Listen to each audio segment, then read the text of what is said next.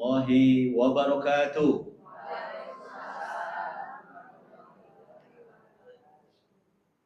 Hamdan wa syukran lillah, wassalatu wassalamu ala rasulillah wa ala alihi wa sahbihi wa man tabi'ahu wa mawalah, la hawla wa la quwwata illa billah, amma ba'd. Ibadallah, usikum wa nafsi bitaqwallah wa ta'atihi la'allakum tuflihun. Ibu-ibu, apa kabar semua? Sehat di pagi hari yang cerah ini? Baik, ibu-ibu, dalam kehidupan kita ini, insya Allah kita sudah sama paham betapa apa yang kita miliki ini semuanya pada hakikatnya adalah milik Allah Subhanahu wa taala. Walillahi ma fis samawati wal ardh. Milik Allah semua apa yang ada di langit dan di bumi. Harta yang akan kita bahas sekarang ini salah satu daripada milik Allah sebenarnya, ya, hakikatnya adalah milik Allah.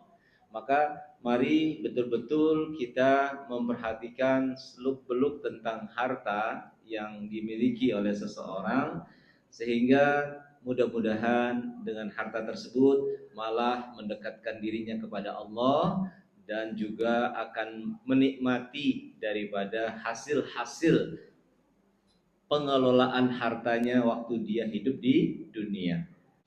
Harta itu kalau dalam bahasa Arab disebut mal, ya, mal.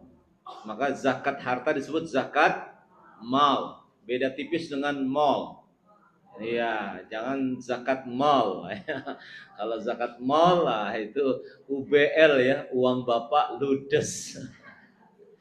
Iya, karena apa? Ya, nggak baca doa waktu masuk ke mallnya, ya. Hafal nggak doanya masuk mall? Padahal itu ada doanya loh dari Nabi. Oke, iya kan, pasar dulu belum ada mall. Pokoknya intinya masuk ke pasar atau ke mall. Ya, kalau nggak bisa bahasa Arabnya, bahasa Indonesia saja. Kira-kira begini bahasa Indonesianya, ya Allah, aku mohon kebaikan daripada pasar ini dan apa-apa yang mendatangkan kebaikan untukku. Dan aku berhindar kepadamu, lindungi aku dari keburukan pasar ini dan apa-apa yang membuat aku menjadi buruk dengan adanya pasar ini. Kan pasar itu kan kadang-kadang menimbulkan kebaikan, ada menimbulkan keburukan, ya. Kebaikannya manakala kita belanjanya dengan baik, tidak boros, ya. Tapi ketika kita belanjanya dengan hal-hal yang buruk, ya. Bahkan di situ ada bahasa-bahasa sumpah, ya, baik si pedagang maupun si pembeli, ya. Si pedagang mungkin ya mengatakan wallahi demi Allah, ya, saya nggak untung, ini saya jual modalnya saja, padahal sudah untung. Atau kebalikannya, di sebelah ini lebih murah daripada di sini, padahal dia nggak pernah ke sebelah, gitu. Itu banyak terjadi kebohongan dan sebagainya, tipu menipu. Maka kita berlindung dari hal-hal yang demikian ketika kita masuk mall, ya. Baik, bagaimana, apa yang harus kita perhatikan dengan harta kita? Yang pertama, ya, kita harus memperhatikan apa sih fungsi daripada harta tersebut, ya. Ya, setidaknya harus kita perhatikan bahwa dari harta itu, ya, ada yang kita memang spend, belanjakan, ya. Ada yang kita simpan dalam arti untuk hal-hal yang sifatnya mendesak, hal-hal yang mungkin, ya, dapat kita gunakan ketika memerlukan. Adapun yang berikutnya investasi, artinya kita berharap dengan kita melakukan semacam upaya mendapatkan keuntungan di masa depan, ya, maka kita perlu lakukan yang namanya investasi. Harta juga bisa menjadi proteksi. Bagaimana kedepannya kita bisa melindungi, protect itu melindungi seseorang yang apabila di masa tuanya memerlukan harta ketika dia sakit atau keluarganya yang sakit atau tertimpa musibah sesuatu ya terhadap hartanya itu, maka ada upaya-upaya untuk melindungi daripada harta atau aset kekayaan yang dia miliki. Ini tentunya akan lebih banyak berbicara tentang asuransi ya. Jangan khawatir, sekarang sudah banyak asuransi yang sifatnya syariah yang tidak melaksanakan pelaksanaan daripada asuransinya itu secara ribawi ya. Dari 4 ini maka kita akan perhatikan ya tinjauan secara syariah seperti apa tentang belanja, tentang bagaimana kita harus menyimpan, tentang bagaimana kita harus investasi ke depan, dan juga melindungi diri kita atau aset kita yang kita miliki di masa yang akan datang. Ternyata ketika kita memperhatikan baik dari Al-Quran maupun hadis-hadis Nabi Muhammad SAW, kalau tujuannya cuma menyimpan, ya menyimpan saja, itu ternyata tidak baik menurut tinjauan Al-Quran maupun hadis. Ya, kenapa? Kita tinjau dari keamanan fisik. Ya, keamanan fisik kalau disimpan terus-menerus ya, apalagi dalam jumlah yang besar, ya tiba-tiba pemerintah melakukan yang namanya bukan inflasi, apa namanya? Iya, pemutusan atau pemotongan ya nominal daripada uang tersebut. Iya, 1.000 jadi 1 rupiah. Iya, gitu ya. Tapi mohon maaf ini nggak berkaitan dengan yang lain-lain ya. Mentang-mentang ini akhirnya ntar dirubah semua ya. Pulau 1.000 jadi pulau 1. Enggak. Itu banyak beredar ya. Ini hanya nominal uang, bukan yang lainnya ya. Pasar 1.000 jadi pasar 1. Enggak ya. Enggak seperti itu ya. Kaki 1.000 berarti kaki 1. Enggak ada binatang kaki 1 ya. Jadi ini hanya berkaitan dengan nominal. Jadi bagaimana tuh kalau seseorang memiliki uang dalam jumlah besar, bahkan katanya ada di bunker tuh uangnya. Itu kalau nggak sempat ditukarkan, maka jatuh nilainya ya. 1.000 jadi 1 seperti itu. 1 miliar jadi cuma berapa? 100.000. Iya, baik. Itu keamanan secara fisik. Juga keamanan secara psikis, artinya psikis kejiwaan ya. Orang kalau misalkan nyimpan uang banyak, itu secara kejiwaan pun akan ya katakanlah mungkin dia akan was-wasan ya. Mungkin nggak bisa tidur dan sebagainya. Nah, ini juga tercela, nggak bagus begitu. Nah, keamanan ekonomis ya ini tadi ya kita bicarakan ada kena pajak, ada kena inflasi, bahkan katanya dulu ya, tapi sekarang udah dirubah ya, yaitu kalau kita punya rekening nggak dilakukan transaksi selama 6 bulan akan diapain? Dibekukan katanya begitu ya. Tapi ternyata itu ditinjau kembali ya, itu ditinjau kembali, nggak seperti itu. Iya.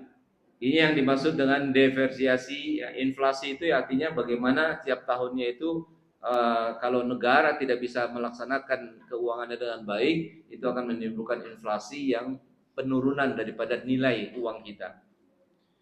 Juga keamanan moral ya, bagaimana kita berusaha menjaga daripada sikap seseorang kalau dia banyak uang yang disimpan, ini nampaknya bagaimana dengan tetangganya, bagaimana dengan lingkungan yang membutuhkan uang, bagaimana dengan saudara-saudaranya yang sedang musibah sekarang ini di Aceh, Medan, Sumatera Barat, itu bagaimana tuh ya? Dan ini ancaman Allah Subhanahu wa taala yang menimbun-nimbun harta tapi tidak dikeluarkan daripada infak sedekahnya. Ini dalam surat At-Taubah ayat 34. Kita bacakan a'udzubillahi minasyaitonirrajim. Walladzina yaqniduna adh-dhahaba wal fiddata wa la yunfiqunaha fi sabilillah fabashshirhum bi'adzabin alim. Boleh kita baca bersama-sama Ibu? A'udzubillahi minasyaitonirrajim. Silakan Bu. A'udzu. Yang belakang boleh maju Bu, enggak kelihatan Bu. Tulisannya kebetulan kecil-kecil. Silakan Bu yang di belakang Bu, kalau enggak kelihatan. Walladzina yaqnizuna adh-dhahaba wal fiddata wa la yunfiqunaha fi sabilillah fabashshirhum bi'adzabin alim. Orang-orang yang menimbun-nimbun daripada zahab, zahab itu emas. Ibu suka emas? Pasti ya. Iya, pasti suka. Ini emas yang ini Bu, yang emas yang perhiasan ataupun emas yang logam mulia ya, bukan emas emas Mas Slamet bukan ya. Bukan Mas Bambang. Iya ya. Wal fiddah, fiddah itu perak, emas dan perak. Nanti kita sampai kepada hitung-hitungan zakat ya Bu, karena sebentar lagi Ramadan ya, berarti Ibu harus insya Allah cerdas ya di dalam bagaimana menghitung harta Ibu ya, insya Allah.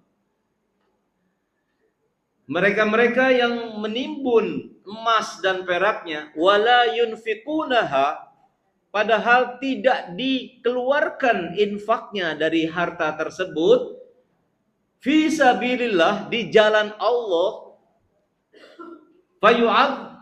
fabashirhum, maka beritakanlah kabar gembira bagi mereka dengan azab yang pedih. Ini satu kalimat yang apa ya istilahnya kalau dalam bahasa Indonesia retoris ya. Jadi apa yang sebenarnya terjadi nggak sama gitu. Masa beritakan kabar gembira dengan azab yang pedih. Gitu. Ini semacam sindiran. Semacam sindiran. Hati-hati ya. Kalau harta itu tidak dikeluarkan di jalan Allah, maka akan mendapatkan azab yang pedih, begitu. Kita hafal surat Al-Lumazah. Al-Lumazah apa ya? Wailul likulli. Kadang-kadang kita begitu ya, nggak tahu nama suratnya. Baca kuliah, padahal suratnya namanya apa? Al-Kafirun kan gitu ya. Baca Bu surat Al-Bayyinah, Al-Bayyinah. Lam yakunil. Oh, kalau yang lam yakunil tahu ya. Jadi kadang-kadang kita suka begitu, ya. Nah, dalam surat Al-Lumazah dikatakan apa? Wailul likulli humazatil lumazah alladzi jama'a malau wa addada yahsabu anna malahu yahsabuna malahu akhlada. Mereka yang menimbun-nimbun harta, mengumpulkan aset dan kekayaannya, menyangka hartanya itu, asetnya itu akhlada, mengekalkan dia. Dianggapnya dengan hartanya itu dia bisa kekal hidup di dunia. Tidak bisa begitu. Oke, dokter boleh dipanggil yang paling bagus. Bahkan dia sampai ke luar negeri untuk berobat. Iya. Tapi ingat ya, harta itu tidak bakal mengekalkan diri seseorang. Manakala dia tidak dikeluarkan apanya? Zakatnya, infaknya, sedekahnya, seperti itu ya. Baik. Ini yang tadi kita baca. Wailul likulli humazatil alladzi jama'a malau wa addadah. Tuh yang mereka jama'a yajma'u itu artinya mengumpulkan, mal harta, mengumpulkan hartanya, ya, wa'addadah, dan dia ngitung-ngitung terus hartanya. Oh, harta saya udah sekian. Bagaimana yang dari saham, bagaimana dari deposito, bagaimana yang dari usaha ini, dihitung-hitung sama dia. Dan cuma hanya ngitung-hitung. Yahsabu anna malahu akhlada, menyangka bahwa hartanya itu akan mengekalkan dia. Kalla, enggak bakalan begitu kata Allah. La yumbaghanna fil hutamah. Padahal harta itu justru akan membawa dia kepada neraka. Neraka namanya neraka hutamah. Bagi ibu-ibu yang pernah hadir kalau waktu saya ngisi kuliah subuh beberapa waktu yang lalu, ya, itu kita sudah bahas 8 tingkatan surga dan 7 tingkatan neraka. Ibu hadir ya, Bu? Hadir, alhamdulillah. Salah satu surga yang kita bahas adalah surga hutamah. Ya, surga hutamah ini neraka hutamah. Neraka hutamah ini adalah neraka hutamah. Neraka hutamah ini adalah neraka yang ditujukan bagi orang-orang yang mengumpulkan hartanya, dihitung-hitung, dan dia merasa bahwa hartanya bisa mengekalkan dia, nggak bakal mati, saya bakal hidup 1000 tahun lamanya dan sebagainya. Nah, padahal justru hartanya yang tidak diinfakkan itu akan memasukkan dia ke neraka hutamah. Neraka hutama itu dalam ayat selanjutnya dalam surat Al-Lumazah adalah neraka hutama itu neraka yang bakal menghanguskan, menghancurkan al-afidah. Apa itu al-afidah? Al-afidah hati. Subhanallah, ya. Ibu kalau bilang sakit hati di mana, Bu? Ini dada, Bu, maaf. Ini dah hati itu di sini, di bawahnya. Jarang orang bilang, aku sakit hati. Jarang ya. Hati itu di sini, Bu, bukan di sini. Ini dada, Bu. Hati itu adanya di sini. Jarang orang bilang, aku sakit hati. Iya, baik. Sehingga prinsip Islam jangan menimbun harta banyak-banyak. Jangan menimbun harta banyak-banyak. Simpan harta sekedar kebutuhan saja. Ini ayatnya surat 59 ayat 7. Kaila yakuna dulatan bainal aghniya'i minkum, agar supaya harta tersebut tidak hanya berputar pada lingkungan orang-orang kaya saja. Ibu, jadi supaya lebih banyak harta itu berkah, harta itu menjadi banyak manfaatnya untuk orang lain kalau dia tidak hanya berputar kepada orang-orang kaya saja.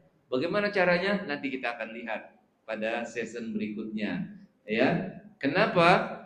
Karena yang berkah itu justru harta yang berproduksi, berputar. Nah, itu berkah. Semakin harta itu berputar, itu semakin berkah. Kalau hanya sekedar ditumpuk-tumpuk, dideposito ya dan sebagainya, itu hanya sifatnya menimbun harta untuk pribadinya saja. Dan dia hanya berputar pada lingkungan orang kaya saja. Tapi ketika harta ini berputar, dimanfaatkan, diusahakan, maka insya Allah manfaatnya lebih banyak. Betul, Bu? Bu? Kaya bahasa Arab apa, Bu? Orang kaya bahasa Arab apa ya, Bu?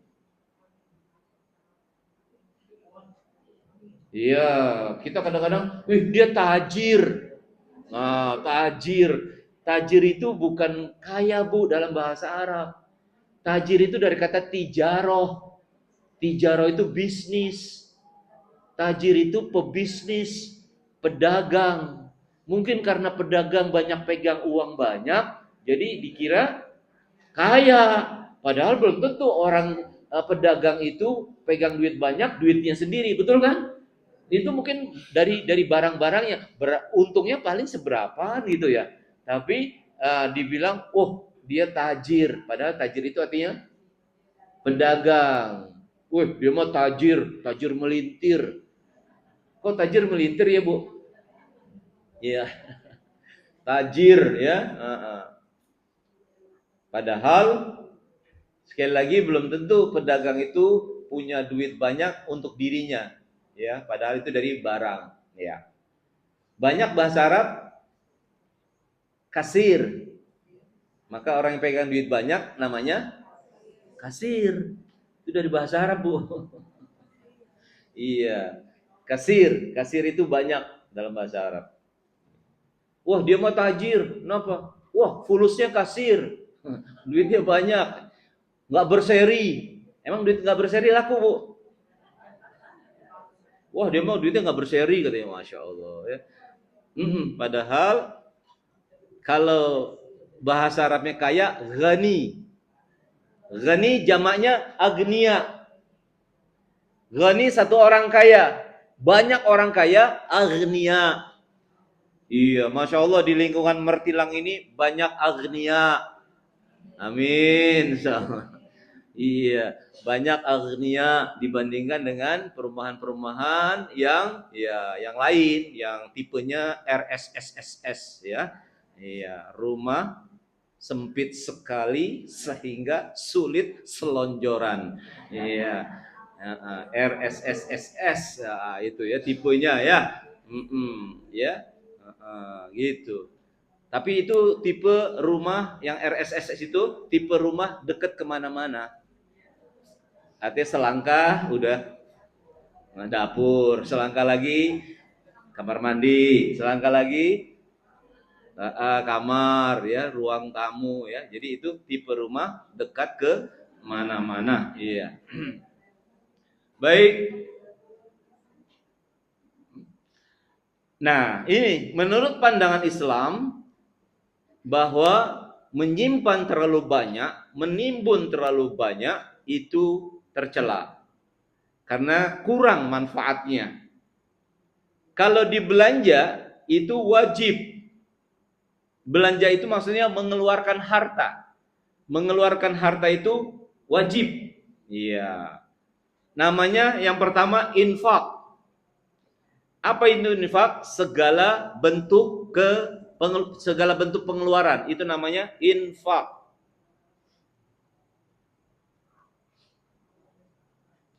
Segala bentuk pengeluaran dalam bahasa Arab namanya infak.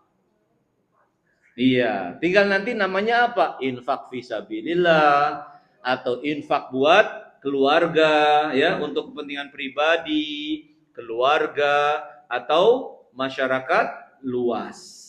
Nah, jadi kalau ibu mendengar kata infak, jangan hanya ibu, wah infak dong, mengeluarkan harta dari kantong, diambil, masuk kotak. Kotak namanya kotak amal. Benar gak Bu kotak amal Bu? Amal artinya apa Bu?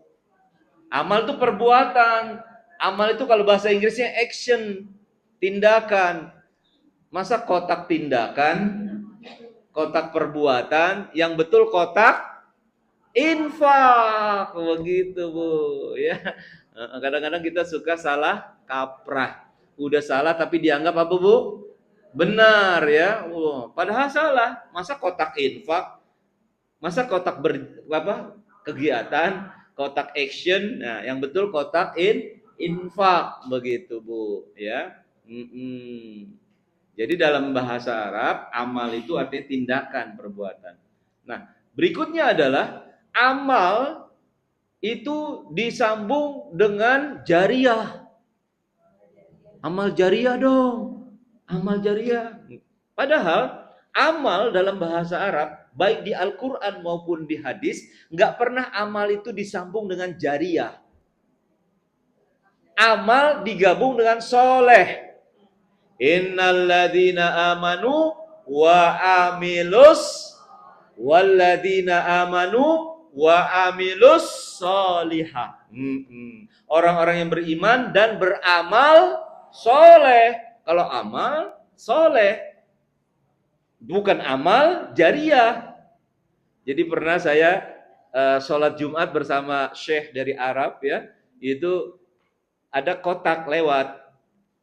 Kotaknya itu tulisannya pakai bahasa Arab. Pakai bahasa Arab, Bu.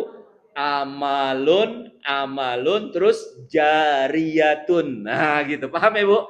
Ini kalau ada papan tulis lebih enak ya, tapi nggak ada papan tulis katanya. Jadi amal jariyah.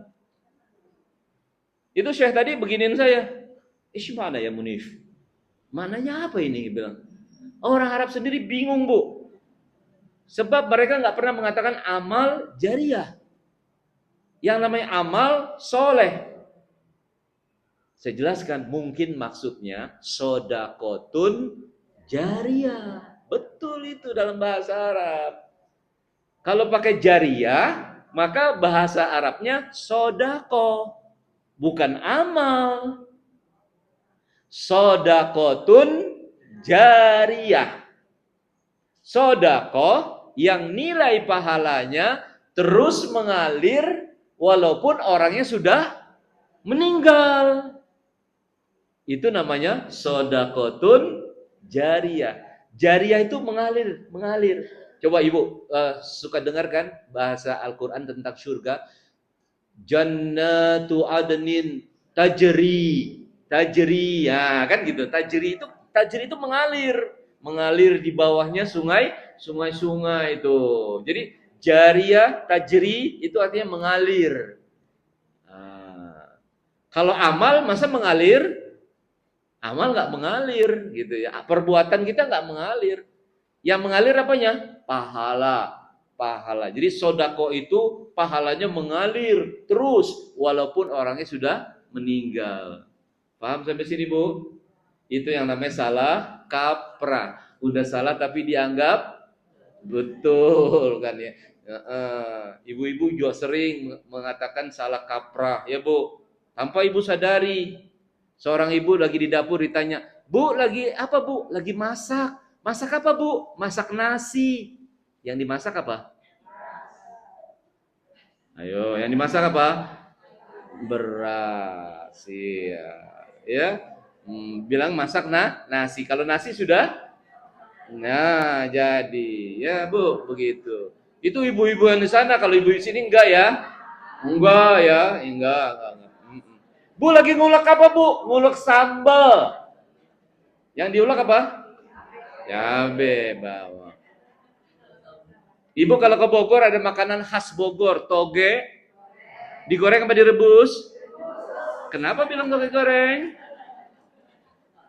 Itu namanya salah kaprah. Iya. Seharusnya sodakotun jariyah. Kalau amal soleh. Begitu. Halo? Wah, ini makan toge goreng nih Mas ini. Cerita tentang toge goreng. Ibu gimana toge gorengnya, Bu? Ibu cerita toge goreng. Baik. Iya kan bukan digoreng kan, direbus kan togenya kan? Iya. Coba. Asinan Bogor, coba rasanya asin apa manis? Ayo, asinan. Ya, oke, terus udah deh, mikirin makanan ibu-ibu langsung. Nah, jadi infak itu mengeluarkan harta itu hukumnya wajib. Iya.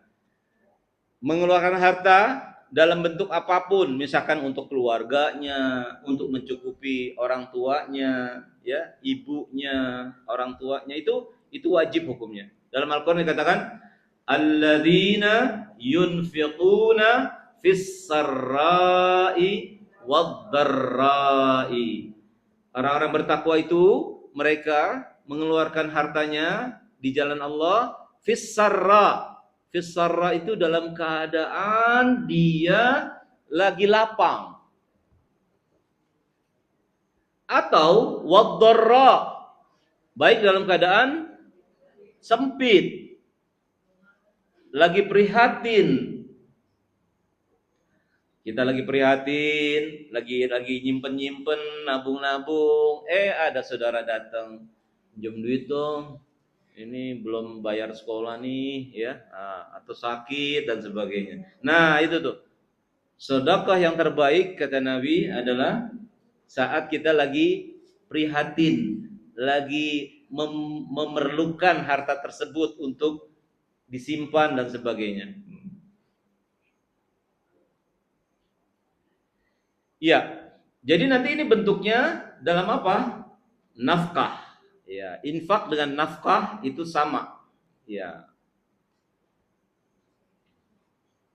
nafkah baik pribadi maupun keluarga. Tapi ini sifatnya yang apa? Konsumtif. Iya, sifatnya konsumtif. Habis, selesai, begitu saja.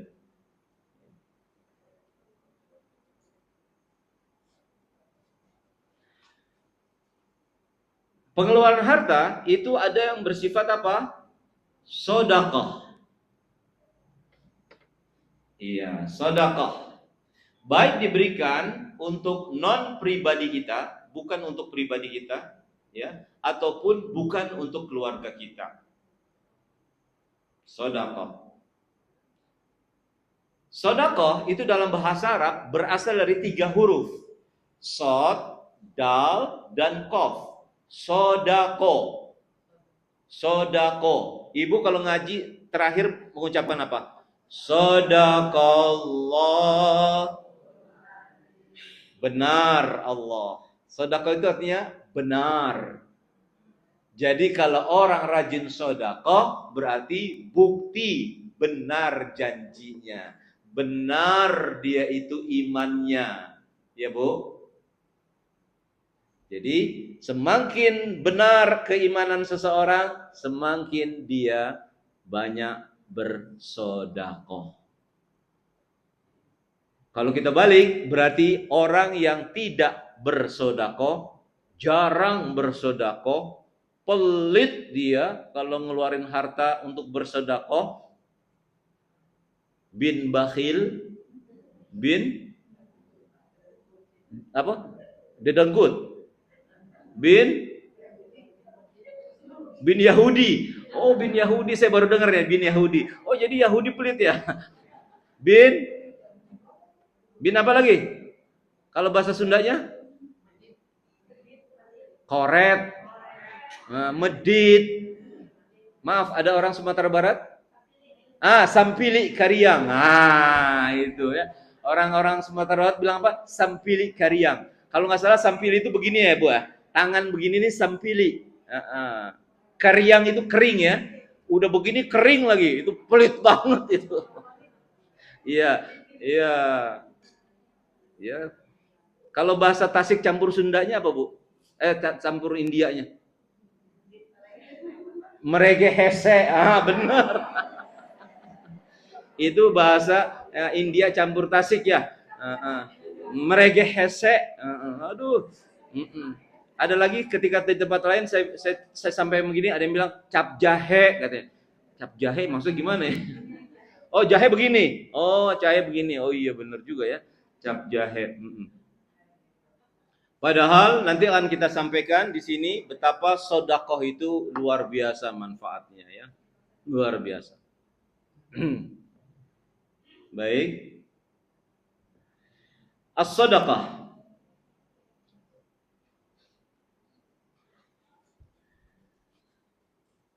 Ada ayatnya.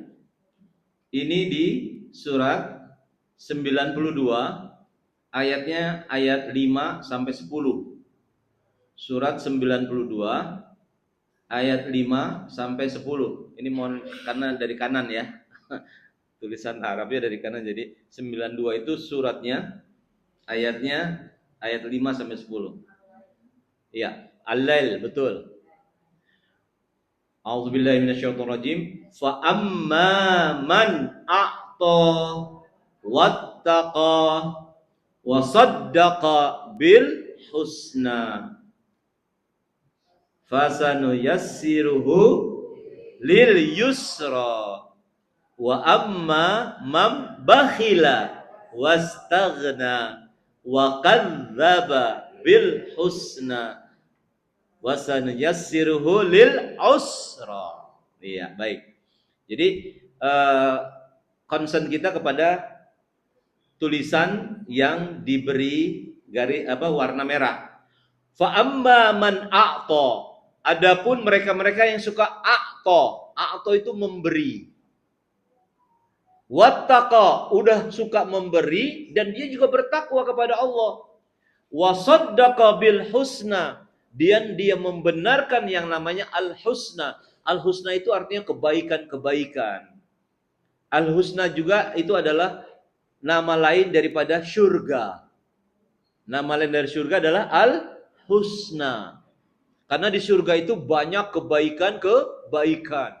Contoh, kebaikan-kebaikan di surga, ada satu nama surga yang ingat ibu-ibu yang sudah pernah bahas sama saya. Surga yang banyak sekali kebaikannya, kenikmatannya, namanya surga An-Na'im. Jannatun Na'im. Na'im itu dari kata nikmah. Nikmah itu nikmat. Kalau nikmat sekedar nikmat, tapi kalau Na'im artinya nikmatnya yang banyak, yang berlebihan, nggak ada batasnya. Nikmatnya nggak pernah ada stoknya. Waduh, pokoknya luar biasa. Ibu pernah ke restoran di malam hari, maka begitu ibu mau pesan lagi, maaf, ini last order. Betul? Udah nggak bisa mesen lagi. Ya. Nah, di surga nggak kayak begitu. Nggak ada stok, nggak ada batas, ya, nggak ada tuh istilah kita pesan. Kata malaikat, ya habis, nggak ada. Kenikmatan yang luar biasa. Jangan kita minta. Dalam Al-Quran dikatakan, terbetik kita untuk memakan sesuatu atau meminum sesuatu, langsung ada. Langsung datang. Coba bayangin, Bu. Masya Allah. Bu, ibu sekarang, yang di depan aja deh. Ibu keinginan apa sekarang? Mau makan apa, Bu? Sebut aja, Bu. Apa, Bu? Baik dari makanan maupun buah-buahan. Kira-kira apa, Bu? Pengen apa, Bu? Buah-buahan apa? Pengen buah apa? Hah? Semangka. Ibu ini pengen buah semangka. Ternyata Masya Allah. Belum lagi si ibu nengok begini, semangka udah ada. Dan rasanya, jangan dikira itu, ya. Kalau kita beli semangka di sini kadang-kadang nggak enak. Kadang-kadang manisnya cuma di ujungnya, pas sebelah sini nggak enak. Di sana. Dan bentuknya nggak sama. Mirip tapi tidak. Ada dalam Al-Quran surat Al-Baqarah dikatakan mutasyabiha. Mutasyabiha itu ya mirip tapi tidak sama. Kira-kira begitu. Masya Allah. Mudah-mudahan kita masuk surga ya. Amin. Iya. Nah. Nanti kita bahas 11 amalan yang akan membersamai kita dengan Nabi di surga. Pengen masuk surga dengan Nabi? Laksanakan tuh 11 amalan tersebut ya, insyaallah. Baik. Sebaliknya, wa amma man bakhila wastaghna. Adapun orang-orang yang enggak suka memberi, dia bakhil, sempili, keriang, pelit, ya, medit. Wastaghna, dan bukannya bertakwa malah merasa cukup dengan apa yang dia miliki. Disangkanya dengan hartanya dia bisa masuk surga. Padahal dia pelit. Disangka malaikat bisa disogok dengan hartanya. Disangka hartanya itu bisa membawa dia, ya, setelah meninggal ke bawah itu hartanya. Tidak. Kalau dia pelit. Wa kadzdzaba bil husna, ya, maka dia mendustakan kebaikan-kebaikan itu. Alah, tidak ada itu balasan-balasan di akhirat nanti. Itu cuma omong-omong doang, ya. Maka orang begitu akan dimudahkan oleh Allah untuk masuk ke dalam apa? Neraka. Al-usra itu kesulitan. Kesulitan itu lambang daripada neraka. Surga itu lambangnya yusra, mudah, gampang. Nah, seperti itu. Baik. Ibu-ibu sekalian, buka surat 9 atau ayat 103. Khudh min amwalihim shadaqatan tutahhiruhum wa tuzakkihim biha wa shalli alaihim.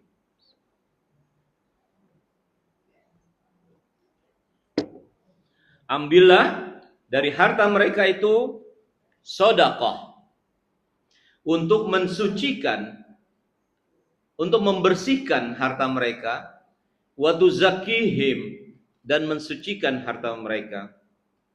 Sedekah adalah nama besar dari sebuah pengeluaran harta. Jadi kalau kita bikin satu lingkaran yang paling besar adalah sedekah. Artinya pengeluaran harta yang tidak terbatas. Dan dia bukan hanya sekedar apa ini? Ini apa, Bu? Ini jari saya, Bu. Masya Allah. Iya. Baik, mohon maaf ya, bercanda sedikit. Ini apa, Bu? Jari ya. Bu. Sedekah itu artinya lingkaran besar dari pengeluaran harta. Karena apa? Harta yang dikeluarkan itu bisa berbentuk macam-macam. Namun yang nama sedekah bukan hanya harta. Senyummu kepada saudaramu itu apa? Sedekah. Ibu. Jadi sedekah itu bisa berupa materi, bisa bukan materi. Terus diberikan kepada siapa? Kepada siapa saja. Enggak terbatas. Ya, Bu. Waktunya kapan saja. Beda dengan zakat. Kalau zakat waktunya harus berapa? Berapa waktu? Dalam waktu kurun berapa? 1 tahun kepemilikan harta tersebut. Ya. Kalau belum 1 tahun, belum wajib zakat. Tapi sedekahnya boleh. Karena sedekah tidak terbatas kepada waktu. Diberikan kepada siapa sedekah ini? Tidak terbatas, tidak tertentu. Kalau zakat, berapa orang? Tertentu. Berapa orang? 8 golongan saja. Nah, nanti kita bahas ya, insyaallah. Ya. Ma khalatatis sadaqah malan illa afsadathu. Iya. Tidak akan membuat sedekah seseorang itu artinya enggak bermanfaat. Pasti bermanfaat kecuali kalau dia merusak harta tersebut. Itu kata Nabi begitu. Jadi sesuatu yang disedekahkan itu pasti bermanfaat, enggak mungkin salah. Tapi justru harta yang tidak dikeluarkan, sedekah yang tidak diberikan, maka itu akan membuat kerusakan. Kata Nabi begitu ya. Afdhalus sadaqah jahdul muqil. Nah, ini yang tadi saya katakan. Sebaik-baik, seafdol sedekah adalah ketika seseorang lagi prihatin. Lagi nahan, lagi nyimpen gitu ya. Lagi perlu, ada orang yang lebih perlu. Bagaimana sikap kita? Bu? Kasih jangan. Kita sih nggak terlalu perlu-perlu banget. Tapi ada orang yang lebih perlu dari kita. Kira-kira? Dikasih? Alhamdulillah. Kalau ibu mengasihi pada saat itu, ada hadis Nabi mengatakan ada 3 kriteria orang yang akan menempati surga paling tinggi. Di antaranya adalah mereka-mereka yang seperti itu. Sulit kan? Jarang-jarang orang bisa ngasih di saat dia sendiri pernah lagi perlu. Betul, Bu? Jangan sampai seseorang begitu saudaranya datang perlu banget. Apa dibilang? Saya aja lagi perlu, kamu datang lagi. Jangan, Bu. Nabi tidak pernah mengecewakan orang yang datang meminta bantuan. Setidak-tidaknya Nabi bilang begini, kamu datang lagi ya, jangan sekarang. Gitu. Saya akan usahakan. Kasih harapan, Bu. Begitu. Ya, Masya Allah, Nabi itu kayak begitu tuh, Bu. Atau Nabi bilang kepada sahabatnya, tolong kamu kasih dong bantuan kepada dia, dia lagi perlu. Sampai ada seorang pemuda yang mau nikah, nggak punya maharnya, Nabi bilang sebentar. Nabi bilang kepada teman-temannya, dikasih tuh mahar. Subhanallah, sampai begitu, Bu. Jangan dikasih putus asa seseorang. Bu, iman lagi tipis, keperluan lagi tinggi, udah gitu disakiti. Kira-kira apa yang terjadi, Bu? Bisa nggak dia bunuh diri? Bisa nggak dia melakukan tindakan-tindakan yang brutal, mencuri, merampok dan sebagainya? Karena dia perlu. Di zaman Khalifah Umar bin Khattab, ada seorang pencuri ketangkep. Siapa dia, Bu? Ibu-ibu ketangkep. Kenapa ibu mencuri? Sambil nangis dia bilang, ini terpaksa saya lakukan karena saya udah minta kemana-mana bantuan, nggak dikasih. Akhirnya saya mencuri untuk anak saya bisa makan. Sampai Khalifah Umar bawa sendiri itu gandum ke rumah ibu tersebut. Benar memang. Ibu itu lagi masak batu di penggoreng di apa namanya? Ya di itu ya, diceret atau di apa tuh ya. Jadi anaknya itu girang, kenapa kada pocak. Enggaknya batu yang lagi direbus. Batu yang lagi direbus, bukan gandum. Sampai begitu tuh, Masya Allah. Maka Nabi bilang apa? Celaka seseorang yang perutnya kenyang, sementara tetangganya yang terdekat kelaparan. Kalau di Mertilang sih alhamdulillah, nggak kayak begitu ya. Tapi coba keluar dari Mertilang ya. Nah, kalau bagi-bagi makanan, jangan hanya di kompleks saja. Di luar komplek yang membutuhkan. Baik. Jadi sedekah itu pembenaran atas janji Allah berdasarkan iman, kepercayaan yang kuat kepada Allah, dan sedekah tidak ada pembatasan. Enggak ada batasnya. Berapa yang akan kita keluarkan? Enggak ada batasannya. Kepada siapa? Siapa saja. Waktunya kapan saja. Ukurannya nggak ada ukuran. Jenisnya tidak terbatas harta. Tadi kamu menyingkirkan duri dari jalanan, itu sedekah bukan? Nah, seperti itu. Baik. Sekarang kita masuk zakat.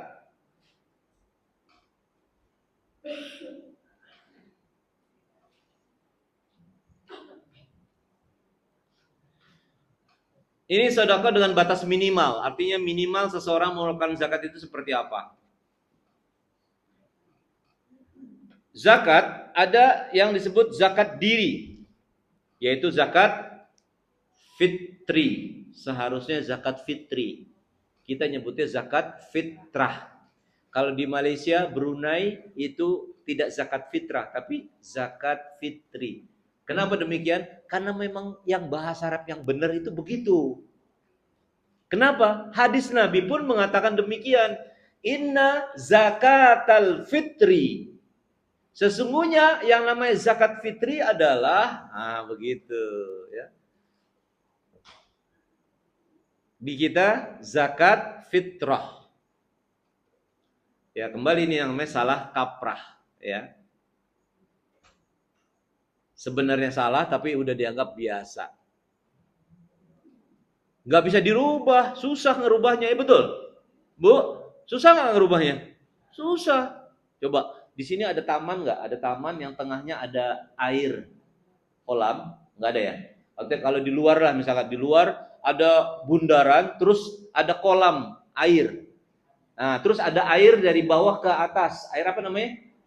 Mancur. Mancur pancuran dari atas ke bawah. Kalau dari bawah ke atas sama air muncrat. Iya Bu ya. Kalau mancur kan pancuran dari atas ke air pancuran ya. Kalau dari bawah ke atas muncrat. Jamu sido muncul cap air susah tuh ngerubahnya Bu. Iya. Ini zakat diri adalah wajib bagi setiap yang punya jiwa. Hatta bayi baru lahir, kalau dia sebelum Idul Fitri, wajib dikeluarkan apanya? Zakat fitrinya.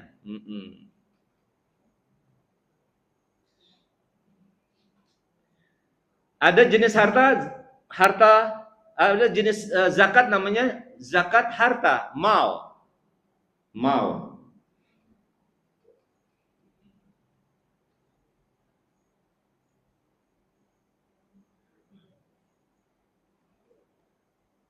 Alat bayarnya harta. Ini kalau kita jenis zakat mal ya, harta. Karena zakat itu macam-macam. Ada zakat apa, Bu? Perdagangan. Ada zakat apa? Pertanian. Ada zakat apa lagi? Peternakan ya. Ada zakat tambang. Ada juga zakat profesi ya. Dan sebagainya. Baik. Kuotanya kalau zakat harta itu adalah nisab. Nisab. Yaitu kalau zaman dulu kalau zakat fitrah pakai wasak. Wasak itu ukuran kayak kita tempat untuk beras gitu ya. Sa juga demikian. Kalau harta baik itu zaman dulu maupun sekarang itu ada disebut dirham. Dirham itu perak. Dinar emas. Jadi dulu mata uang dulu adalah dinar dan dirham. Dinar perak. Jadi mata uang zaman dulu itu dirham, perak. Ada juga dinar emas. Apakah koin ataupun cetakan yang lainnya. 1 dinar sama dengan kenapa? Ini ya, apa namanya? Oh, colokannya. Enggak, Bu. Oh, buram ya?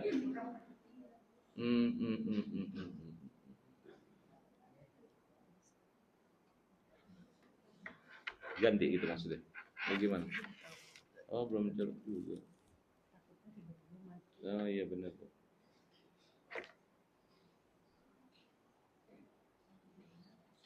1 dinar sama dengan 4,25 gram emas. 1 dinar. 1 dinar sama dengan 4,125. Oke, ibu-ibu yang HP-nya ada kalkulator, boleh dibuka silakan. Dibuka sekarang. Ada kalkulatornya. Berarti 4,25 gram. 1 dirham sama dengan 4,25 gram. 1 dinar 4,25 gram emas. Kita bicara emas yang 24 karat ya. Oke, 1 gram emas sekarang kurang lebih 2,6 atau 2,5 deh yang gampang deh. Yang kita ambil tengahnya 2,5. 2,5 juta. Berarti coba dikalikan 4,25 gram berapa? 10.625. Iya. 10 juta lah katakanlah ya, 10 juta kurang lebih. Seperti itu. Jadi 1 dinar di zaman Nabi dengan 1 dinar di zaman sekarang itu sama nilainya. Nabi bilang apa? Ya, atau kondisi di zaman Nabi begini. Seseorang bisa beli 1 ekor kambing itu dengan 1 dinar. 1 dinar. Bayangkan tuh. Jadi 1 dinar itu bisa 1 ekor kambing. Sekarang dengan 10 juta bisa beli 1 ekor kambing? Bisa, malah bisa 2. Artinya emas itu stabil dan bahkan cenderung dia terus naik. Seperti itu ibu-ibu. Maka kalau mengikuti saran para ekonomi syariah, sebaiknya ibu-ibu ngumpulin apa? Emas. Tentunya emasnya bukan emas perhiasan, emas batangan. Ya, emas batangan atau logam yang dia itu langsung bisa dicairkan sewaktu waktu dan tidak mengalami pengurangan. Kalau perhiasan dikurangin dulu ya Bu. Nah seperti itu. Baik. Terus dalam zakat harus perhatikan apanya? Tempo, waktunya atau yang disebut haul. Biasanya orang kita haulnya itu pas Ramadan. Umumnya pas Ramadan. Jadi temponya itu bisa Ramadan atau bisa saat perolehan, saat memperoleh keluarkan zakatnya, betul? Contoh, ada zakat profesi. Dia profesinya lawyer. Sekali dapat order berapa kalau lawyer? Oh, kalau lawyer udah kelasnya tinggi, MM-an. Nah, coba tuh. Nah, itu saat memperoleh, karena apa? Sudah di atas ukuran, boleh langsung dikeluarkan. Ya Bu? Atau masa penyimpanan selama 1 tahun. Selama 1 tahun. Ya. Tarifnya berapa? Macam-macam. Ada 2,5%. Ya Bu? Ada 5% kalau dia pertanian. Pertanian yang dia tidak butuh biaya untuk air. Ya, gitu. Nah, kalau dia butuh untuk air 10%. Ya. Ada 20%, apa 20%? Temuan. Ibu nemu emas. Namanya harta karun. Si korun tuh dulu. Si korun tuh hartanya kan dipendam sama Allah. Dibables gitu, dipendam gitu. Nah, maka akhirnya orang kalau nemu harta dari tanah namanya harta karun. Iya, itu langsung 20% dari itu. Misalkan dia temu emas batangan, ditimbang berapa? 20%-nya, ya itu seperti itu. Baik, siap kalkulatornya? Oke. Untuk harta, maka di sini dibutuhkan perkaliannya dengan 85 gram emas. Ibu punya harta, nilainya sebesar 85 gram emas, maka itulah ukuran minimal ibu ngeluarin zakat. Oke, sekarang kita hitung. Wih, langsung sih ibu. Kayaknya tukang emas nih. Toko emas, punya toko emas. Masya Allah. Berapa Bu? Berapa Bu? 212 juta. Oke, kita genapkan 210 juta. Yang gampang, ya. Berarti seseorang memiliki harta senilai minimal 210 juta. Harta itu tidak digunakan selama 1 tahun. Nganggur itu. kalau dalam bahasa ekonomi disebut idle fund. Idle fund. Jadi dana yang nganggur, nggak dipakai untuk usaha, nggak dipakai untuk dagang. Pokoknya segitu adanya, tidak di apa-apa, tidak disentuh. Apakah bentuk deposito, apa emas batangan, ataupun saham dan sebagainya yang hartanya itu tidak berkurang, tidak dipakai, itu selama 1 tahun minimal 210 juta, maka dikeluarkan zakatnya, kalikan sekarang 210 juta kali 2,5% saja. Berapa tuh? 5,25 saja. Bayangin, Masya Allah. Ayo. 5,25 bagi 12 bulan. Kalau dihitung bulanan berapa kira-kira? Berapa, Bu? 430. Katakanlah 500. Oke. Katakanlah 500. Berarti seseorang punya uang 210 juta. Hampir dekat ke 1/4 miliar. Nah, kita sebut 1/4 miliar yang gampang. Ya. Dekat ke 1/4 miliar. Ya, itu keluarnya cuma berapa? 500.000 sebulan. 500 kali 12, 6 juta rupiah doang. Coba bayangin, Bu. Seseorang masih merasa berat ngeluarin uang cuma segitu. Jadi zakat itu bukan sesuatu pengeluaran yang besar, tidak. Tuh lihat di paling bawah tuh. Zakat adalah minimnya sodakoh. Zakat itu minimnya sodakoh. Karena orang punya 1/4 miliar saja cuma 400.000 sebulan. Katakanlah 500.000 sebulan. Mohon maaf, Bu. Ibu kalau punya uang 1/4 miliar nganggur, terus ngeluarin 500.000 per bulan, berat nggak, Bu? Bu? Halo? Ini anggap ibu punya uang 1/4 miliar, nggak dipakai selama setahun, nganggur tuh duit, ya. Itu kalau setiap bulan ibu keluarin 500.000, berat nggak sih, Bu? Enggak lah. Mohon maaf, ibu kalau makan dengan keluarga di restoran, 1 bulan itu berapa rupiah, Bu, kira-kira?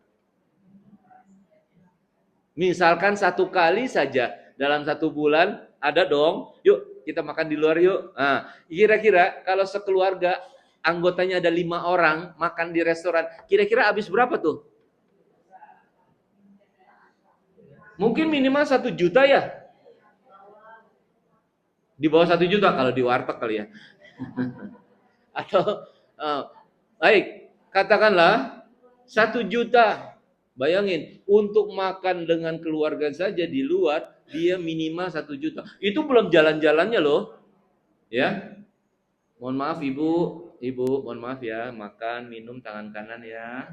Iya, jangan tangan kiri Ibu, karena Nabi memerintahkan kita makan minum tangan kanan. Ya, mohon maaf ya. Yuk kita laksanakan sunnah Nabi ya. Makan minum tangan kanan. Baik, terima kasih ya, terima kasih. Mohon dirubah ya. Baik.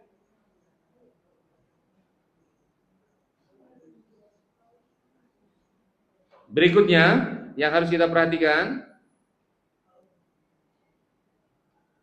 targetnya itu bukan kepada semua orang. Hanya kepada 8 asnaf, 8 golongan. Boleh nanti Ibu buka di surat At-Taubah, surat 9 ayat 60. Itu disebutkan di situ 8 golongan.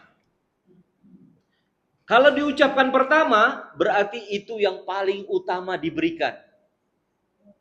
Ternyata yang pertama harus diberikan adalah fukoro. Fukoro jamak daripada fakir. Yang kedua, masakin. Masakin jamak daripada miskin. Apa beda fakir dengan miskin? Fakir, seseorang yang nggak bisa berusaha sama sekali untuk mendapatkan uang. Dia sudah pensiun, nggak ada uang pensiun, nggak ada usaha, sakit lagi. Nah, itu boleh diberikan. Kedua, miskin. Punya usaha, dia bisa mendapatkan uang, tapi hasilnya tidak mencukupi kebutuhan pokok. Ingat, kebutuhan pokok, bukan kebutuhan beli mobil, bukan kebutuhan beli motor. Kebutuhan pokok sehari-hari masih susah. Ini disebut miskin. Ini yang pokok. Selama dua golongan ini masih ada, maka dua golongan ini yang harus diutamakan dulu. Jangan yang lain-lain dulu. Yang lain-lain apa contohnya? Mu'alaf. Betul, mu'alaf itu penting kita bantu. Tapi tanya dulu dong, ente mu'alafnya masuk Islam kapan? Kita lihat sertifikatnya 15 tahun yang lalu. Masa sudah 15 tahun masih mu'alaf? Mu'alaf itu artinya apa? Hatinya perlu dijinakan, perlu dirangkul, perlu ditarik. Kalau enggak, dia Kristen lagi. Dia pindah agama lagi. Karena di agama lain dijanjikan yang banyak.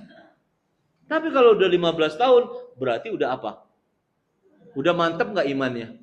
Insya Allah mantep lah imannya. Berarti jangan dia diberikan atas dasar mu'alaf. Mungkin dari sisi yang lain. Kenapa? Dia miskin. Dia udah usaha tapi belum mencukupi. Ternyata dari 8 ini nggak ada disebutkan golongan yatim. Yatim piatu nggak masuk golongan diberikan zakat. Kenapa? Kenapa? Bukan begitu, Bu. Kita harus seleksi. Ini yatimnya siapa? Yatimnya cucunya Pak Harto.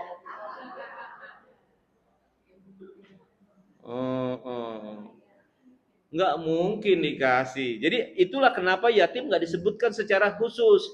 Lihat dulu yatimnya siapa. Makanya janda nggak masuk dalam 8 golongan. Jadi jangan sembarang janda dikasih. Janda punya 17 pintu kos-kosan. Ini nggak perlu dikasih. Gitu. Malah dia yang harus ngasih. Gitu. Paham sampai sini, Ibu? Baik. Kalau ada pertanyaan catat dulu, nanti lupa Ibu, ya. Karena biasanya yang begini-begini, wah banyak ibu-ibu yang tanya. Jadi, kalau kita bikin lingkaran, maka seperti ini, Bu. Subhanallah, ya. Zakat itu kecil, Bu. Zakat itu kecil. Jadi jangan merasa orang kalau udah zakat, rasanya sudah Islam banget gitu. Mohon maaf. Ya.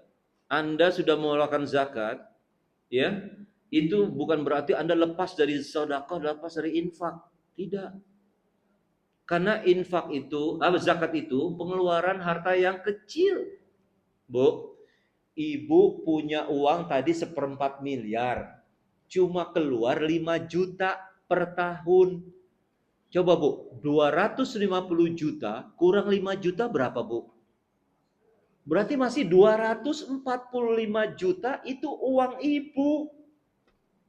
Yang wajib dikeluarkan cuma berapa? 5 juta. Itu pun dalam setahun. Setahun sekali, enggak tiap bulan. Ayo, yang masih merasa bahwa zakat itu adalah pengeluaran harta di jalan Allah yang besar, yang gede. Nah, mari kita tajamkan mata kita, ya. Kita buka mata kita. Ternyata zakat itu bukan hanya pengeluaran harta di jalan Allah yang cuma satu-satunya. Padahal sedekah lebih besar lagi. Infak lebih besar lagi cakupannya, seperti itu. Bu, Zakat boleh untuk orang tua? Tidak. Alasannya tanggungan kita sendiri. Anak boleh dikasih zakat oleh kita? Tidak. Ponakan boleh? Ponakan boleh? Boleh seandainya ponakan itu tidak sepenuhnya tanggungan kita. Tapi kalau dari kecil sepenuhnya tanggungan kita, tidak boleh keluar lagi dari zakat kita.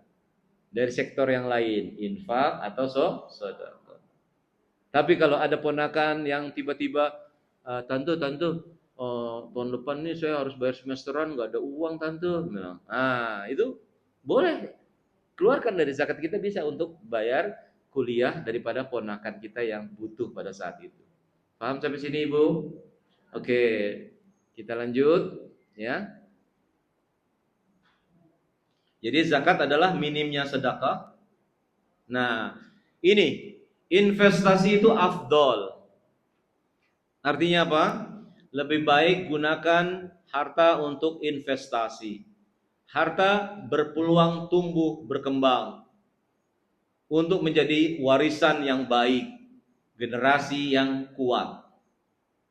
Karena sifatnya apa? Investasi yang bisa dimanfaatkan.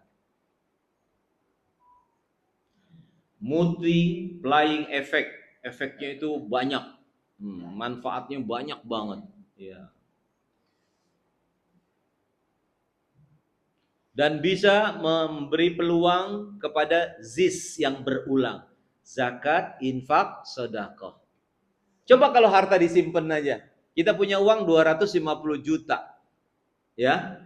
Terus nggak digunakan. Nyimpen aja. Ditaruh di kotak aja misalkan. Kotak apa namanya istilahnya? Ya kalau di bank namanya safety box. Nah, gitu. Akhirnya tahun ini dikeluarkan zakatnya. Kalau tetap aja begitu, tahun depan nggak keluar lagi zakatnya. Nggak berkah. Zisnya nggak berulang. Tapi kalau diupayakan ada untung. Untung nambah lagi aset kita. Tahun depan usahakan lagi, nambah lagi. Seperti itu. Dan memberikan apa? Insentif. Insentif itu apa? Tambahan buat kita. Dananya apa? Bertambah, ya. Dananya bisa bertambah.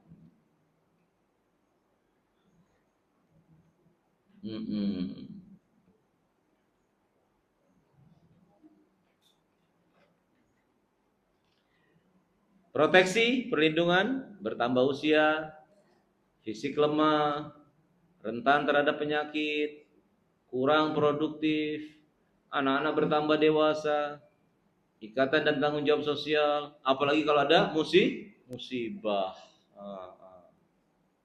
Maka perlu proteksi. Iya.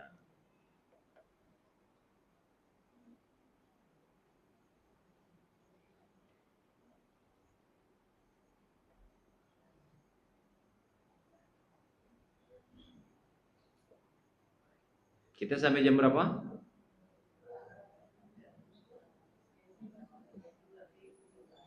Iya, sampai jam 11. Baik, silakan kalau ada yang mau bertanya, ibu-ibu, terhadap apa yang disampaikan. Ya, silakan nanti diatur oleh pembawa acara.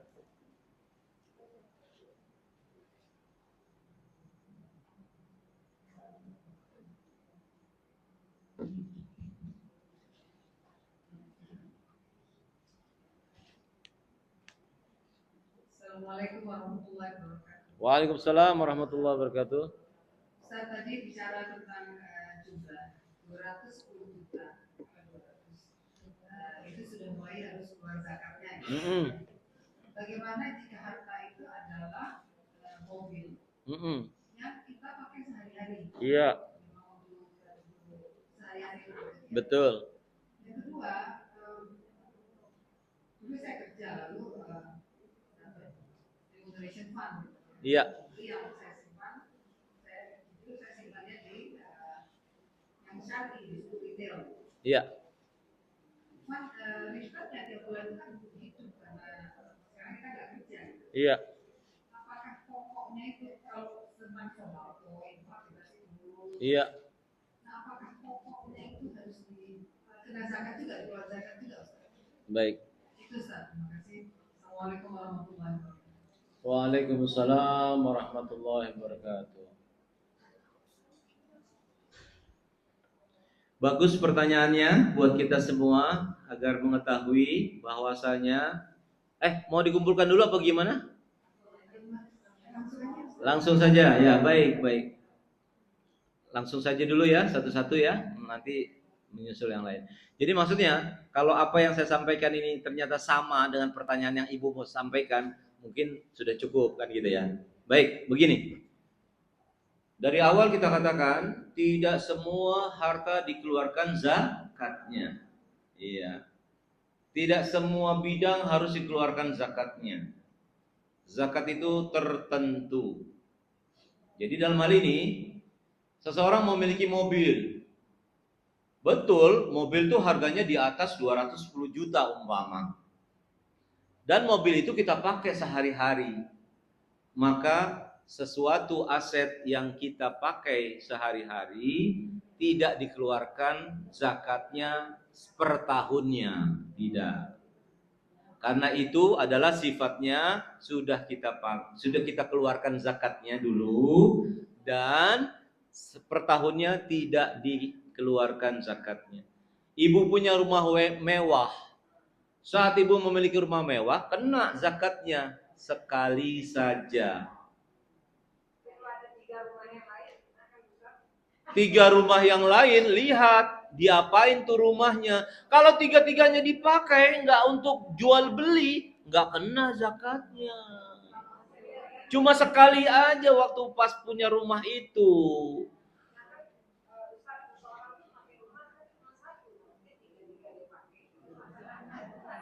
Nah, masalahnya adalah dia menyangka bahwa itu adalah saya nanti suatu saat bakal tinggal. Kadang-kadang suka alasannya begitu. Iya. Dan tidak produktif itu rumahnya gitu. Tidak tidak untuk diperjualbelikan, enggak. Tapi rumahnya saja gitu, rumah. Tapi ada perabotnya kan gitu ya. Ada apanya lagi? Ada alat-alat rumahnya, semuanya udah ada. Prinsipnya Islam itu tidak memberatkan. Sebentar Bu. Kayaknya Tuhan tahan nih. Jadi dalam hal ini mohon diperhatikan, setiap aset yang kita miliki yang itu sudah dikeluarkan zakatnya untuk pertama kalinya, maka selama itu dipergunakan tidak dikeluarkan zakatnya per tahunnya. Seandainya rumah atau tanah itu dijual, maka dari hasil penjualan itu melebihi daripada ukuran nisab tadi 210 juta, maka dikeluarkan 2,5% saat perolehan. Kan ada saat perolehan. Nah, seperti itu, ya. Kecuali kalau 2 rumah yang tidak ditempatinya ini disewakan nantinya. Atau dijual. Tanahnya juga disewakan atau dijual, maka dikeluarkan zakatnya saat memperoleh harta tersebut. Paham Bu? Ibu punya 10 mobil, terus mobil itu memang dipakai, ya. Karena memang dipakai nggak untuk jual beli, maka selama tidak digunakan untuk jual beli, tetap dikeluarkan zakatnya sekali saat memperolehnya. Kalau dia ukurannya di atas 210 juta. Untuk saat ini ya, karena harga emas kan turun naik. Yang tanah gimana, udah cukup Bu? Sama seperti itu ya. Jadi maka itulah yang dikatakan tadi kita apa? Nyimpen itu tercela. Sebenarnya dalam Islam nyimpen itu apa? Tercela. Kenapa? Karena nggak produktif. Karena nggak bermanfaat. Lebih bermanfaat bagaimana? Di-spend. Nah, dijual kah? atau disewakan, atau dimanfaatkan oleh ponakan kita, orang yang belum punya rumah, silakan kamu pakai rumah saya. Gitu, itu lebih bagus. Ya, silakan. Ada lagi? Oh, yang kedua, maaf. Oh iya, simpanan. Begini Bu, mohon diulang Bu. Tadi simpanannya berupa apa Bu? Ya oke, dapat itu ya, remunerasi ya. Iya, secara syar'i betul. Betul Bu. Enggak masalah Bu, returnnya Ibu bisa manfaatkan kalau itu di secara syariah Ibu kelolanya. Mohon maaf, itu remunerasinya di atas 210 juta? Pasti ya. Berarti selama Ibu nyimpen uang setahun seperti itu dan bahkan bertambah, maka kena setiap tahunnya 2,5%. Betul, dari yang Ibu miliki setiap tahun. Dan mohon maaf ya, seseorang jangan menghitung dari yang remunerasi saja. Mungkin dia ada bisnis lain, mungkin ada usaha lain. Kalau misalkan ada, gabung. Dari yang remunerasi berapa, dari yang usaha ini berapa, dan sebagainya, digabung seluruh hartanya, maka itulah yang dikenakan 2,5%. Jadi mohon maaf, kadang-kadang umat Islam ini hanya mengeluarkan zakat dari satu pintu, dari satu sumber, padahal sumber-sumber yang lain ada gitu.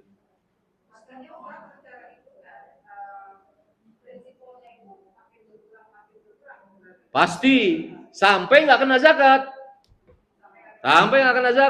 begitu, sampai nggak kena zakat ya. Ya baik Bu.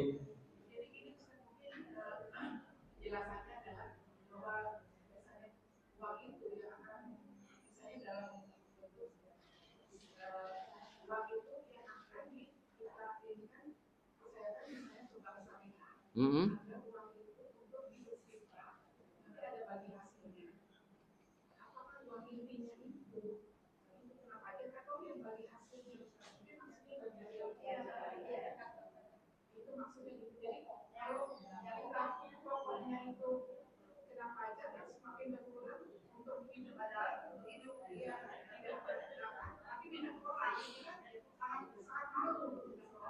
Baik. Ya. Jadi kalau menurut saya ingat ya, pakar zakat kita yang namanya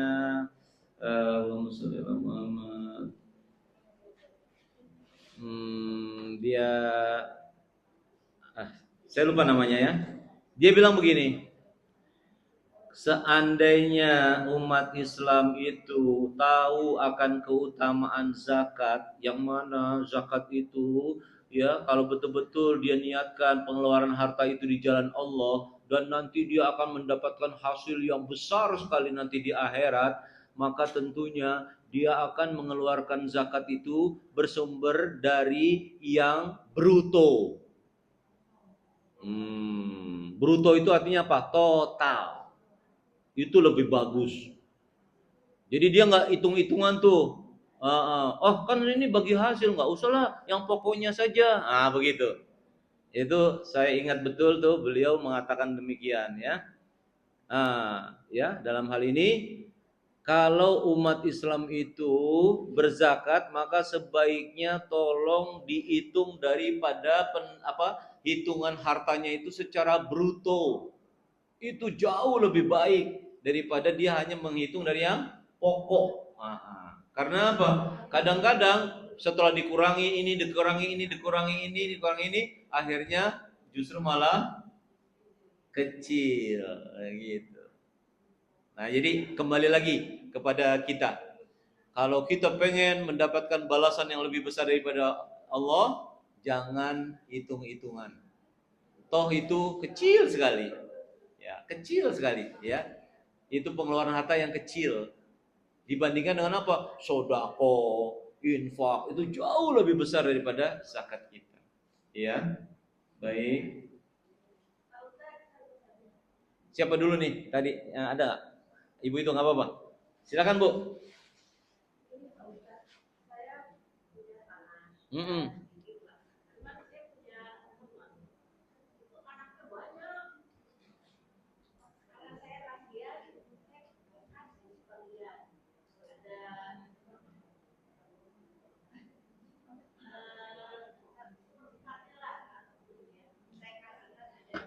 Deketin Bu mic-nya. Untuk kamu, saya kasihan kamu punya banyak anak. Ya. Terus? Itu sama dengan zakat enggak? Oh, apakah itu sama dengan zakat? Tidak, Bu. Karena ibu harus tahu perhitungan zakat itu seperti apa tadi.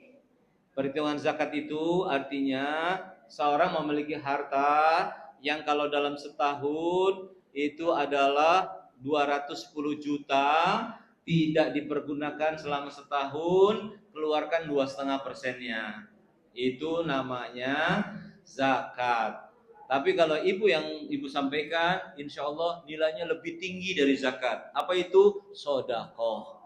Apa itu? Infak. Dan ibu niatkan saja, mudah-mudahan ini sodakoh jariah saya.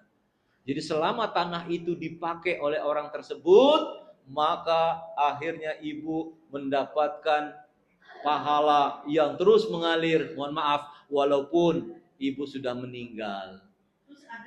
Maaf Bu, sebentar. Dibandingkan dengan ibu niatnya, itu zakat saya. Maaf, selesai zakat itu sampai di situ. Apa yang kita keluarkan zakat, katakanlah dari 210 juta tadi, kita keluarkan 5 juta, habis saat itu 5 juta selesai. Tapi kalau kita niatkan tanah kita menjadi sedekah jariah, insya Allah terus mengalir pahalanya Bu. Seperti itu Bu. Ada orang di belakang minta jalan, tapi dia bayar. Itu harus, kalau bayar dizakatkan enggak? Cuman sedikit sih. Tidak Bu, tidak. Anggap itu ibu sedekah ibu. Nah gitu. Iya. Baik, terima kasih Bu. Silakan. Ada lagi? Tuh ada lagi yang nanya. Nah ini tuan tanah nih Bu, ini masya Allah. Bagi-bagi Bu tanahnya Bu. Oh ya, silakan. Yang ada kepentingan lain silakan, nggak apa-apa ya. Ya. Ibu. Yang memanfaat ini masalah proteksi. Iya. Itu waktu masih kerja kita asuransi kan. Iya.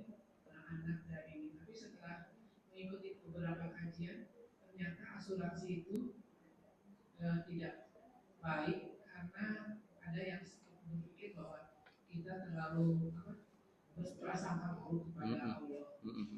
Nah, tapi dengan kondisi saat ini yang membayar rumah sakit sangat mahal, Betul. jadi dilema kita. Betul. Iya, baik. Baik. Mohon dalam hal ini ya kita memperhatikan daripada penjelasan ulama ya.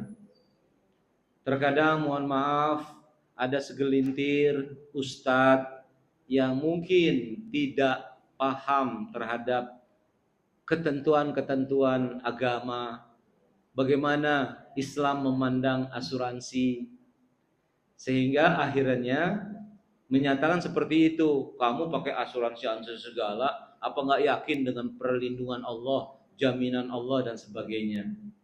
Mohon maaf dalam hal ini, mari kita luaskan pandangan kita bahwasanya asuransi syariah itu sudah diputuskan oleh Majelis Ulama Indonesia setelah melihat, memperhatikan dan menyesuaikan ya kondisi sekarang ini dengan aturan-aturan Islam. Ternyata Majelis Ulama Indonesia MUI sudah memberikan fatwa bolehnya seseorang muslim muslimah untuk melindungi dirinya mengikuti program asuransi yang syariah. Asuransi yang syariah. Karena apa? Kalau asuransi syariah, maka yang ada di situ adalah sifatnya takaful. Apa itu takaful? Saling melindungi, saling protek. Misalkan, kalau ada seseorang yang ternyata dia sudah bayar premi selama setahun, dan selama setahun itu dia tidak mengalami musibah, tidak sakit dan sebagainya, maka tidak tidak sia-sia itu premi yang sudah dikeluarkan. Itu dimasukkan ke dalam upaya untuk yang disebut dengan tabarru. Tabarru itu menolong orang lain. Nah, gitu.